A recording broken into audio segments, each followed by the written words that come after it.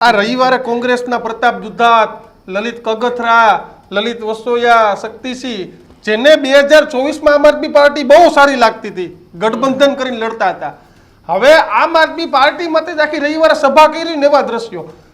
લલિત કગથરા ત્યાં સુધી બોલી કે ભાઈ અમે હાર્યા છે ને એનું પાપ આમ આદમી પાર્ટી છે, ગઠબંધન 24માં કરવાનું આપણે કીધું તો આજે પાછું આડું પડ્યું. એટલે આજે બધા જે બે સ્ટેજ ઉપર ભેગા બેહતા હતા એ આજે હવે હામા થઈ ગયા. આજ ઈસુદાન ગઢવીનાથ ગોપાલ ઇટાલિયા 24ની મીટિંગ કરવા રાજીવ ગાંધી ભવન પહોંચ્યા હતા. હવે આજે તમારું સેટિંગ વિખાઈ ગયું એટલે તમે પાછા પ્રજાને એ મુદ્દે ભૂલી અને તમે આમ આદમી પાર્ટીને ગાળો કાઢવા માંડ્યા. પણ દીક્ષિતભાઈ, સાચા લગ્નમાં ફારગતી ફટાફટ થતી હોય તો આ તો બધા કજોડા પોલિટિકલ લગ્ન થયેલા હતા ને. આની અંદર તો અગ્નિની સાક્ષી ફેરા લીધેલા નથી, આમાં તો કોર્ટમાં જવાનું નથી.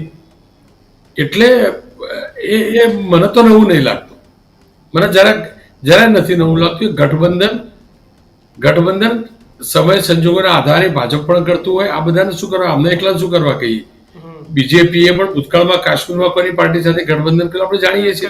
એટલે ગઠબંધનનું ધર્મ વર્મ બધી વાર્તાઓ હોય, કોઈ ગઠબંધનનો કોઈ ધર્મ નથી હોતો. મૂરખ બનાવવાના ધંધા છે. સમય સંજોગે જીતવા માટેના ઇક્વેશનો હોય. ગઠબંધન એ રીતે થતા હોય, એ રીતે તૂટતા હોય, અને આ એ રીતે થયેલું હતું ને એ રીતે તૂટ્યું પાછું, અને ભવિષ્ય પાછું થઈ પણ જાય. મિત્રો, આવા જ વિડીયો અને શોર્ટ્સ જોવા માટે આજે જ અમારી ન્યૂઝ રૂમ યુટ્યુબ ચેનલને સબસ્ક્રાઇબ કરો.